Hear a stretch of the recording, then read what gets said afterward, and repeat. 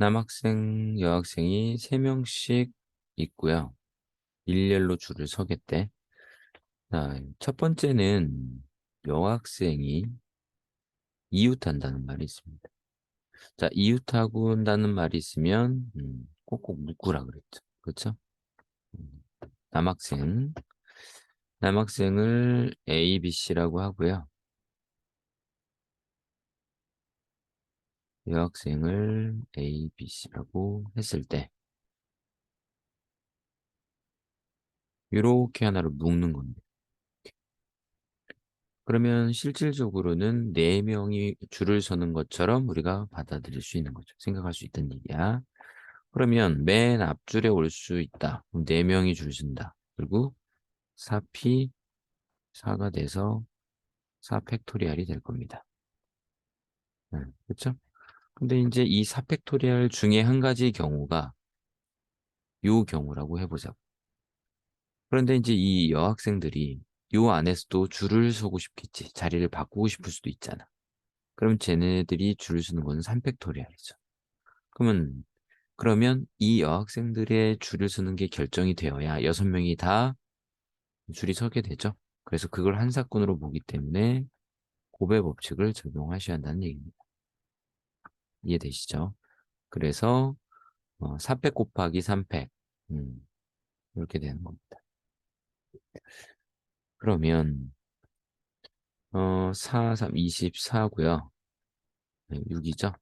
여기는 144가지가 됩니다. 144가지. 다음 두 번째 보면 남학생과 여학생이 교대로라고 되어 있습니다. 교대. 교대라는 말이 나오면 사이사이에 들어간다라고 이해하시면 돼. 그래서 미리 예, 남학생을 세우고 여학생이 들어가든 여학생이 세우고 남학생을 들어가든 고르셔야 한다는 겁니다. 자, 이제 우리가 주의할 사항은 있지만 일단 세 명 동일하니까 남학생을 먼저 세우든 여학생을 먼저 세우든 아무 문제가 없습니다. 그렇죠? 그래서 남학생을 먼저 이렇게 세우겠습니다. 그리고 나서 여학생이 요 사이사이에 들어가는 거야. 그렇죠? 그럼 여학생이 들어갈 공간이 네 군데가 존재합니다. 그럼 여학생이 네 군데가 존재하는데 만약에 이렇게 들어가면 어떻게 돼요? 문제가 되죠. 남학생 2명이 어떻게 돼? 붙어버리게 된다는 얘기입니다. 그렇죠? 그래서 이런 것들을 잘 고려하셔야 한다는 거야. 자, 그러면 이걸 어떻게 해야 되냐? 만약에 여학생이 맨 앞에 올 수도 있고요. 남학생이 맨 앞에 올 수도 있어. 그러니까 뭔 말이냐면 여학생이 이렇게 오게 되면 여학생이 맨 앞에 오게 되면 다음 여학생이 고를 수 있는 곳은 여기는 고르면 안 되는 거야. 이렇게 둘 중에 하나를 골라야 한다는 거지. 그렇죠?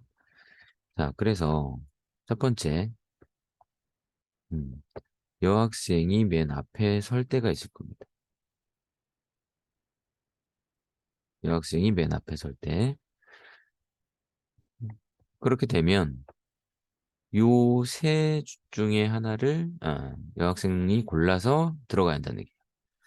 자, 그러면 남학생 먼저 줄 서는 게 3팩이고요. 여학생이 요 셋 중에 또 하나 들어가니까 이게 3팩입니다. 그래서 36가지가 되는 거고요. 자, 이번엔 맨 앞에 남학생이 올 때가 있겠지?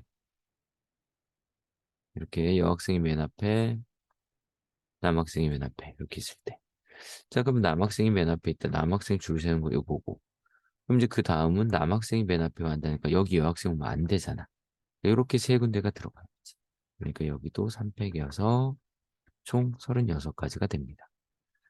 따라서 36, 36 더해서 총 72가지의 경우 수가 발생합니다. 우리가 이렇게 같은 경우는 이런 식으로 판단을 하셔야 하고요. 인원수가 같을 때, 인원수가 다를 때가 있습니다. 예를 들어서 다른 경우 남학생이 4명이고 여학생이 3명인 경우는 자 보세요. 만약에 남학생을 먼저 세운다고 해봅시다. 이렇게 남학생을 먼저 세우고 요 사이에 여학생이 들어간다고 보자는 거야. 그럼 이렇게 됐었을 때 여학생이 이런 식으로 들어가면 어떻게 돼? 붙어버린다는 거죠. 그래서 안 된다는 겁니다. 그러면 이번엔 여학생을 먼저 세웠다고 생각을 해봅시다. 그러고 나서 이제 남학생이 이 사이에 들어갈 거야. 근데 자리가 4개죠? 남학생 사람도 4명, 자리도 4군데니까 얘는 고려할 필요가 없는 거야. 그냥 여학생 3팩, 남학생 4팩 이렇게 구할 수 있다는 겁니다. 그래서 인원수가 차이가 날 때는 작은 인원을 가진 경우를 먼저 세우고 그 다음에 들어갈 공간을 잘 확인하면서 가는 방향으로 접근하셔야 되는 겁니다.